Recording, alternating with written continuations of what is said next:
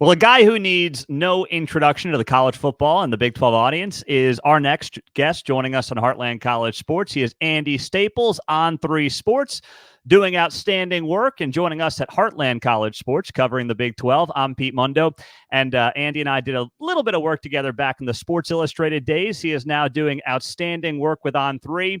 And Andy, let's just start off big picture here. It's obviously an interesting summer for the Big 12. We've got the four corners coming in. How do you feel like just the vibe, the mentality, the vision of this conference changes with OU and Texas leaving soon, and of course Colorado, Utah, and the Arizona schools coming in? It's I think the most interesting week-to-week conference in college football because everybody's so similar. And also, if you want to talk about it from a macro standpoint, I don't think you have to worry about as much kind of intra-conference strife at the administrative level because, again, everybody's pretty similar. Like everybody's kind of in the same boat now. And I think that's helpful in terms of trying to get things done as a conference. It's not ideal because you're dealing with less revenue share in the SEC and the Big Ten and all that. But in terms of a competitive football product, it's going to be incredible because if you look at this league, you start counting and you need two hands to count who might actually win the league this year. It's so much fun. And, you've got teams that are coming in like Utah, Arizona that could compete for the league right away. Maybe Colorado could, we'll see. But then you've got the stalwarts that have been here, your Kansas States, your Oklahoma States. And then what we've seen the last few years is somebody's just kind of come out of nowhere. You had TCU a couple years ago. We'll see, like Baylor won the league in 2021. Dave Aranda may be on the hot seat, but you get off the hot seat pretty quick by being competitive again. You mentioned those new schools, of course, Colorado, in a perfect scenario, if the health stays there, I think they can compete. But what does Deion Sanders add to this conference from a star power perspective that, to your point, it really doesn't have from maybe a team branding perspective, but does have in one guy and its prime as a head coach? Yeah, he's the single biggest star in college football. In terms of individual people, with Nick Saban retired, he is the biggest star in college football.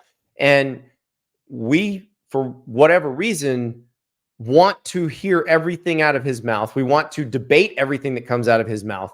And everybody has a very strong opinion about Deion one way or the other. And so you mentioned his name. People watch the video. People click the story. Like he is a magnet for that sort of thing. And I think it's great. The thing is, though, and you saw it last season, if they don't keep winning, play relevant games, it sort of peters off as the season goes on. So they have to keep themselves relevant, which if they can protect Shedeur Sanders, yeah, they can do that. Do you feel like this experiment with Deion, I don't know if it's fair to call it that, but let's call it an experiment. I will for now. With the portal and everything else, can it work and will it work out there in Boulder? And how do you define work, I guess? That needs to be part of the equation as well. Well, if you're talking about building a program that can compete year in, year out for championships, doing it the way they have won't work. You can't just cycle. You can't just ditch your backups every year, bring in new backups, not really focus on high school recruiting at all, get the occasional big star out of the high school ranks, but not really worry about anybody else. Like, you're never going to have good play on both lines of scrimmage like that. You can get guys out of the portal to help you on the line, but you can't build a defensive line or an offensive line without doing good high school recruiting and then developing those guys. So it's never going to be a consistent winner doing it that way. But I had somebody talk about like the Deion experiment itself. I was talking to somebody about this the other day, and they were like, well, what if Deion left after this year just because Shedeur's gone and Shiloh's gone and Travis Hunter's gone? Where would Colorado be? Would they regret hiring him? I'm like, no, they wouldn't regret hiring him. They've sold out their stadium for 2 years in a row. They have millions of people watching their games. Like, nobody else Colorado could have hired would have been able to do that, even if they'd won. Yeah, absolutely. Of these four corners, someone who's been all over this sport as you have, Andy Staples, what is, for the Big 12 fan, kind of that old school Big 12 fan that hasn't really gone west? I mean, they know Colorado from the old Big 12, but of those places, what is the spot, the most underrated place of these four corners that you think Big 12 fans who haven't checked out, need to check out? Oh, it's Utah. It's definitely University of Utah, because now obviously, look, the whole state's beautiful. Going to Provo is beautiful too, and they're not very far apart. Like, let's say you go to a road game at Utah, if your team's playing at Utah, drive to Provo and go check out BYU too, because it's a pretty drive, one, and it's just cool to see. But University of Utah is, first of all, it's in Salt Lake City, which is an incredible town. You're 30 minutes from Park City if you want to go there. It may not be skiing season, but you can go hang out on Main Street in Park City and have a good time. The stadium's awesome. Rice-Eccles Stadium, so the way it works is the city of Salt Lake, downtown, is kind of down in the valley. And then as you go up the hill, you've got the University of Utah kind of up halfway up the hill. And the stadium's right there, beautiful mountains in the backdrop, and it gets loud. And this is where kind of pretty comparable to Boone Pickens Stadium or Bill Snyder Family Stadium in terms of not a huge capacity, but they get after it. Interesting. Okay, that's good to know for Big 12 fans. Now, what about when you look at this league and where it goes here moving forward under Brett Yormark's direction? I think every Big 12 fan would generally say this guy has been outstanding for the conference. What do you see as Brett Yormark's future in this league at the college football, the collegiate sports level? He's kind of been a guy who's wanted to make deals, move and shake a little bit. How does Brett Yormark help define this league and this conference going forward? Well, that's kind of up to him, because it's up to him what he really wants to ultimately do. Is college sports something he wants to stay in forever? I don't know, because he came from a different world. Yeah. And the job he's done, like, if I were another league, if I were a professional league looking for a commissioner, I would certainly want to consider him, because he's done such a good job. He got plunged into a pretty tough situation right after the Big 12 loses Texas and Oklahoma. Now, Bowlesby was still there when they took Cincinnati and UCF and BYU and UCF, but Yormark has done a great job of creating kind of a cohesive group and then positioning it as best he possibly could, given the resources they have. Like, they don't have an Ohio State type brand or an Alabama type brand. That's okay. They've done the best with what they have, and they've created the best possible conference out of what they had. And I think that's an incredible job that he's done. So again, if I was a pro league looking for a commissioner, I would look at what he's done and say, you know what, in a very short time with a very tough set of circumstances, he did great. And also, you kind of have to look at how he compared head to head with other commissioners. Like, George Kliavkoff was coming to the Pac-12 from a different world. He was coming from he'd been at MGM, where he'd been managing their gaming and resorts and all that. And he came in and immediately, ran the conference into the ground. Now, he had some help from his predecessor, but like, they went head to head on the TV deal. Whether anybody wants to accept that or not, they did. Somebody was getting a TV deal and somebody wasn't. And Brett Yormark got it by being smarter about how to get it, about how to negotiate, by putting out a realistic number instead of a pie in the sky number. And ESPN and Fox were like, okay, thank you for being realistic. We would like to deal with you instead. Yeah. And so that's really what he's got to do now, long-term in the Big 12, if that's where he wants to stay, is be creative. Figure out, how do you make the Big 12 as relevant as possible when you don't have an Ohio State or Alabama type brand anchoring you at the top? Andy Staples, On3, is joining us here on the show, Heartland College Sports. If you're on YouTube, share, hit that thumbs up. Same thing with the podcast. And we always appreciate our radio affiliates joining us here as a part of the show. So, everybody in the Big 12 kind of is wondering, Big 12 fans, after Brett Yormark said 2 weeks ago during this virtual press conference, the Big 12 is still open for business. What's up with the ACC? I mean, realistically, Andy, everyone likes to talk about rumors, but where is the ACC at in terms of its stability and its future right now? Well, getting sued and suing two of their biggest brands. Getting sued by and suing. So Florida State and Clemson suing the ACC suing them right back. And that's where they're at right now, is all of that is going to be hashed out in court. But I think the ultimate result of that will be that the ACC sets a number that if somebody wants to leave, they can buy their way out. Because if you go to court, the worst thing that can happen to Florida State or Clemson is they have to be in the ACC till 2036, which is not the end of the world. It's not what they want, but they're not going to shut down the athletic department the next day because that happened. Yeah. If the ACC were to lose in court in either of those cases, well, any of those 4 cases, the conference falls apart. And so if you're the ACC, you've got to figure out what you want. And if there's a non-zero chance of you losing that court case, and there is a non-zero chance, you find a number and then you make those schools pay, whether that's Florida State, Clemson, North Carolina. If there's another one in there that wants to pay to get out. And I know everybody's like, well, what destination would they have? Listen, the Big Ten and the SEC would take them.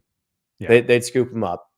And then you have what's left of the ACC, and you have to figure out what to do at that point. Now, you'd have a pile of cash because whoever left would have just given you cash, but you still don't know exactly what happens from there.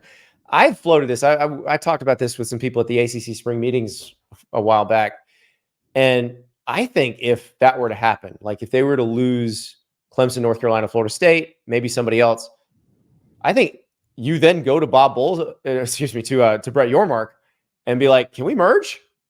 Like, because then you kind of have that same level everywhere. And then if you're Brett Yormark, you have to decide if that's worth it to you. I don't know if it is. I don't know the answer to that. But I think the Big 12's in a good position because there's nobody in the Big 12 who's getting poached or who wants to leave.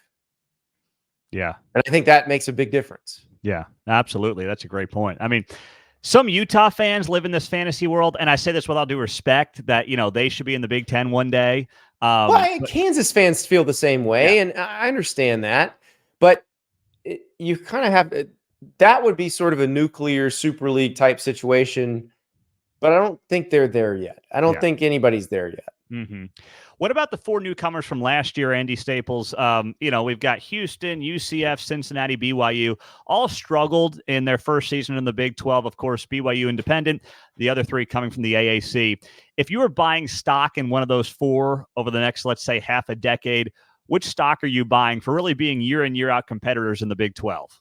UCF. Absolutely UCF.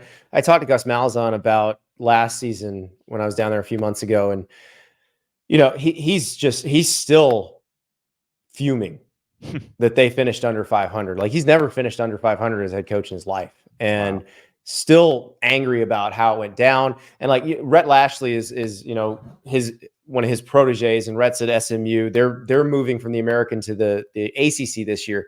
And like Gus called Rhett and said, okay, here's what you got to do. Because like UCF learned the hard way last year. If you're not deep enough on the line of scrimmage, it will be exposed week in and week out in the Big 12.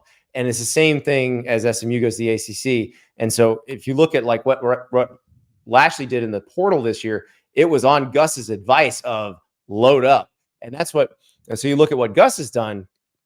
One, they did a great job of retention. They kept RJ Harvey, a 1,400-yard rusher, who I think quite a lot of other schools would have been interested in, but they did a good job keeping him. They bring in KJ Jefferson, who had some good years at Arkansas when Kendall Briles was the offensive coordinator. When Dan Enos comes in, it gets all bad. But Gus wanted KJ Jefferson. KJ Jefferson wanted to play for Gus when Gus was at Auburn, but that was the year that Bo Nix came out. So Auburn was not signing the son of Patrick Nix, who is a 5-star quarterback, to sign KJ Jefferson. So now these two finally get to work together. And, other than Cam Newton, and there's not another Cam Newton coming along, like KJ Jefferson is the quarterback Gus would create a player in the college football video game. So I like that. With UCF, is for this year, it's can they stop anybody? But for going forward, in terms of recruiting ground, they've got a good recruiting ground. They can grab bounce backs who may go to SEC or Big Ten schools and get them coming back in the transfer portal. And really, the way that school has changed, because I went to high school in Orlando, and I remember we would go to UCF for like the science fair and stuff, and it was the 13th grade. Like, you'd walk around, pure commuter school. Everybody's wearing Florida and Florida State t-shirts. This is in the 90s. Yeah. You go there now, everybody's wearing night gear. Huge, like, campus. It is a campus feel. It is there's a lot of school spirit. You see UCF license plates all around Orlando now. That stadium, when it goes, like they call it the bounce house because it really does bounce up and down. Mm-hmm. And I think they could be really good year out in the Big 12. And then the other one is Houston, because it's maybe the most fertile recruiting ground in America. Houston produces so many good players, and they don't all stay home, obviously, but again, you can get them on the bounce back. Willie Fritz is a builder type of coach. You watched him at Georgia Southern. You watched him at Tulane. Like, it doesn't really matter where Willie Fritz is. He builds and finds good players, finds players that fit what he wants to do. And with this level of talent that is just in and around that city, he's going to find those guys. Yeah. No, that's a great point. Now, the kind of the old guard in the Big 12, the Kansas States, the Oklahoma States, the Iowa States, kind of those angry 8 from a couple of years ago. The coaches have been really stable there for a long time. You talk about Kleiman, Matt Campbell, Mike Gundy. These are guys who have had opportunities and have stayed where they are. What does it say about those programs and the Big 12 at large that some of those guys who have had success and have had opportunities have stayed? Well, it's allowed those programs to be good for a long time. Because like with Kleiman, it goes back to Bill Snyder. They hired well after Bill Snyder and turned out great. Gundy, I don't think people appreciate the job Mike Gundy's done. I think it's kind of on par with what Bill Snyder did at Kansas State. Because when Mike Gundy took the job at Oklahoma State, when he got promoted after Les Miles left, Oklahoma State can go to bowl games every year. That wasn't an annual event. Now, if they don't go to a good bowl game, it's like, oh, that was a terrible season. Like they're very spoiled compared to where they used to be. And, so that they have outpunched their weight consistently under him. And then, of course, Lance Leipold, I think maybe the biggest miracle worker in college football. Yes. It is wild to me to think that this guy got hired on the last day of spring practice 3 years ago to that program, to where Kansas was at that point. And we are talking about a team that won 9 games last year, that brings back one of the most exciting quarterbacks in college football, and Jalen Daniels. Like, I cannot believe how good a job Lance Leipold has done. Been amazing. Do you feel like Matt Campbell has missed his moment? Some people claim he has. Some say he's there to build that thing up at Iowa State, and he could surprise a lot of folks this year. Or do you feel like he missed his moment? I don't think he missed his moment. I thought it was interesting last year when you had the fan yelling at him. Yeah. They lost to a MAC team. The fans yelling at him. And it's like, Matt Campbell didn't forget how to coach. Like, losing Brock Purdy may have had something to do with it. Yeah, that's right. Like, that's not the easiest. When you're Iowa State and it's very hard to win there in the first place, and you lose a 4-year starter who becomes the starter for the San Francisco 49ers in year 1, like, that's not the easiest thing in the world to do. But then you saw by the end of last season that they're right back. They're competitive again. They're beating Kansas State there at the end of the year. Like, I think people forgot 2 things. One, it is hard to win at Iowa State. Like, what Matt Campbell has done is extraordinarily difficult. And 2, he didn't forget how to coach. The job caught up to him a little bit, but now it seems like he's now making up ground again. Absolutely. Andy Staples here. Before we let you go, Andy, I know there's weeks until the season actually begins. You mentioned earlier in the conversation, 2 hands, when it comes to teams that can compete in the top of the Big 12. If you're looking at it right now with weeks to go until the season, do you make the case for up to half the conference saying, hey, if things break for us, we can potentially win the Big 12 and find ourselves in a college football playoff since one team will get in? Let's make the list. Okay. Yep. So your 2 Vegas favorites are Utah and Kansas State. So that's 2. I would put Oklahoma State right up there. Absolutely. With all they bring back.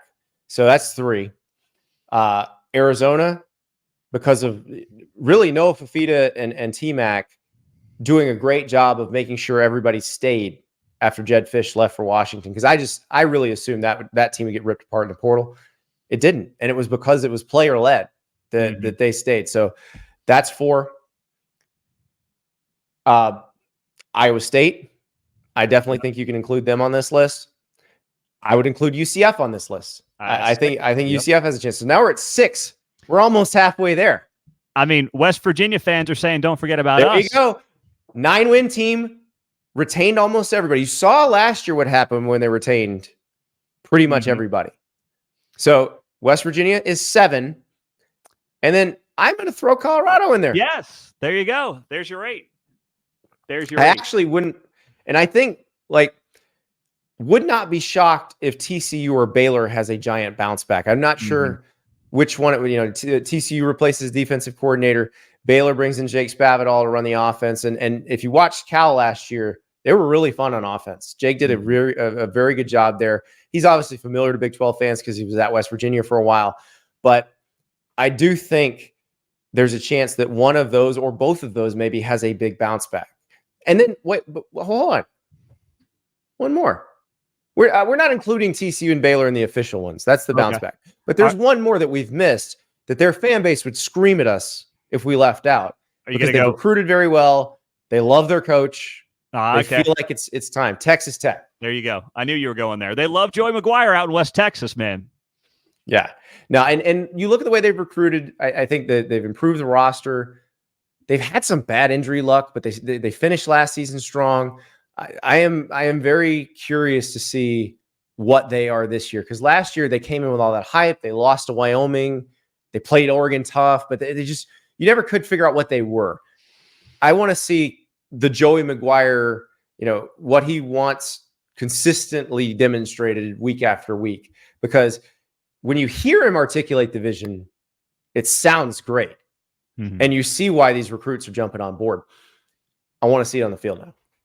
Totally agree. Andy Staples, great to have him on. If you're on YouTube, of course, hit that thumbs up, subscribe. We appreciate you in the podcast. All of our radio affiliates across the Midwest, we appreciate you guys as well. Andy, love the conversation, man. Thanks for being here, and we'll talk to you soon. My pleasure, Pete.